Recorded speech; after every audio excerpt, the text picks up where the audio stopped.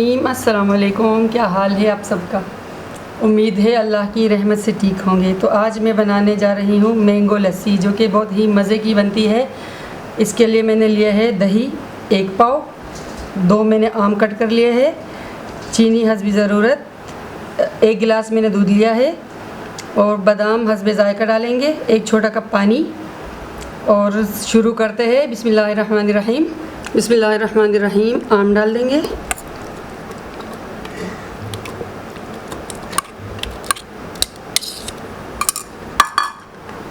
चीनी डाल देंगे, दूध डाल देंगे, दही डाल देंगे,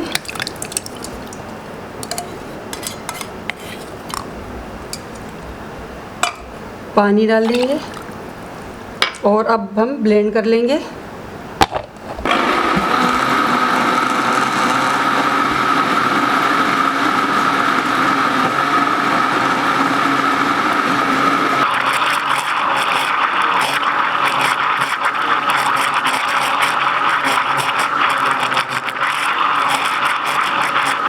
अब थोड़ी सी बर्फ़ डाल देंगे। बर्फ़ के साथ बहुत ही अच्छा ब्लेंड होगा।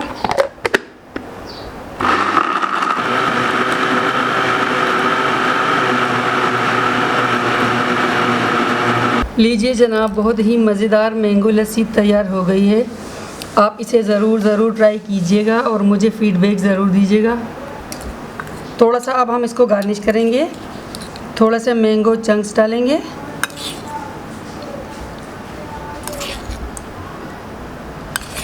और थोड़े से हम इस पे बादाम डालेंगे।